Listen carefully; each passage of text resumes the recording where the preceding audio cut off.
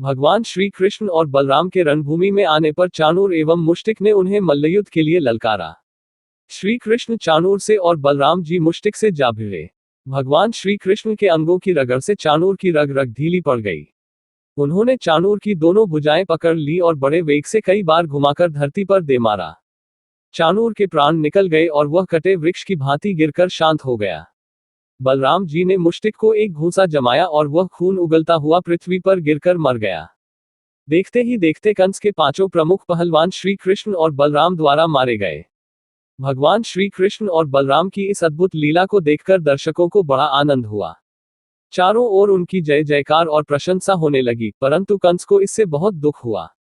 वह और भी चिढ़ गया। जब उसके प्रधान पहलवान मारे गए और बचे हुए भाग गए, तब उसने बाजे बंद करवा दिए।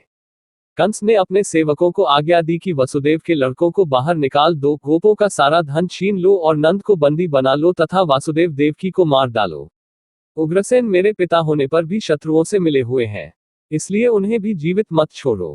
कंस इस प्रकार बढ़ चढ़कर बकवास कर ही रहा था कि भगवान श्री कृष्ण फुर्ती से उछलकर उसके मंच पर पहुंच गए। जब कंस ने देखा कि उसके मृत्यु रूप भगवान श्री कृष्ण उसके सामने आ गए हैं, तब वह भी तलवार लेकर उठ खड़ा हुआ और श्री कृष्ण पर चोट करने के लिए पैंतरा बदलने लगा। जिस प्रकार गरुड़ सांप को पकड़ लेता है, वैसे ही श्री कृष्ण ने कंस को पकड़ लिया। कंस का मुकुट गिर गया। भगवान ने केश पकड़कर उसे मंच से धरती पर पटक दिया। फिर श्री कृष्ण स्वयं उसके ऊपर कूद पड़े। उनके कूदते ही कंस की मृत्यु हो गई।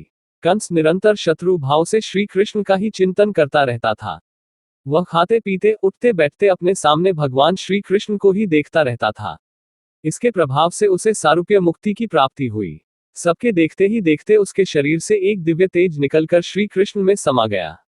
भगवान श्री कृष्ण और बलराम के रणभूमि में आने पर चाणूर एवं मुष्टिक ने उन्हें मल्लयुद्ध के लिए ललकारा। श्री कृष्ण चाणूर से और बलराम जी मुष्टिक से जा भिड़े। भगवान श्री कृष्ण के अंगों की रगड़ से चाणूर की रग रग ढीली पड़ गई। उन्होंने चाणूर की दोनों भुजाएं पकड़ ली और बड़े वेग से कई बार घुमाकर धरती पर दे मारा।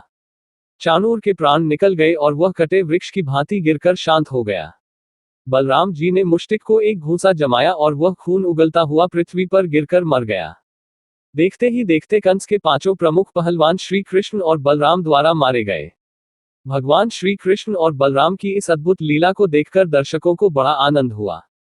चारों ओर उनकी जय जयकार और प्रशंसा होने लगी, परंतु कंस को इससे बहुत दुख हुआ। वह और भी चिढ़ गया। जब उसके प्रधान पहलवान मारे गए और बचे हुए भाग गए, तब उसने बाजे बंद करवा दिए। कंस ने अपने सेवकों को आज्ञा दी कि वसुदेव के लड़कों को बाहर निकाल दो, गोपों का सारा धन छीन लो और नंद को बंदी बना लो तथा वासुदेव देवकी को मार डालो। उग्रसेन मेरे पिता होने पर भी शत्रुओं से मिले हुए हैं, इसलिए उन्हें भी जीवित मत छोड़ो। कंस इस प्रकार बढ़ चढ़कर बकवास कर ही रहा था कि भगवान श्री कृष्ण फुर्ती से उछलकर उसके मंच पर पहुंच गए। जब कंस ने देखा कि उसके मृत्यु रूप भगवान श्री कृष्ण उसके सामने आ गए हैं, तब वह भी तलवार लेकर उठ खड़ा हुआ और श्री कृष्ण पर चोट करने के लिए पैंतरा बदलने लगा। जिस प्रकार गरुड़ सांप को पकड़ लेता है, वैसे ही श्री कृष्ण ने कंस को पकड़ लिया। कंस का मुकुट गिर गया। भगवान ने केश पकड़कर उसे मंच से धरती पर पटक दिया। फिर श्री कृष्ण स्वयं उसके ऊपर कूद पड़े। उनके कूदते ही कंस की मृत्यु हो गई। कंस निरंतर शत्रु भाव से श्री कृष्ण का ही चिंतन करता रहता था। वह खाते पीते उठते बैठते अपने सामने भगवान श्री कृष्ण को ही देखता रहता था। इसके प्रभाव से उसे सारूप्य मुक्ति की प्राप्ति हुई। सबके देखते ही देखते उसके शरीर से एक दिव्य तेज निकलकर श्री कृष्ण में समा गया।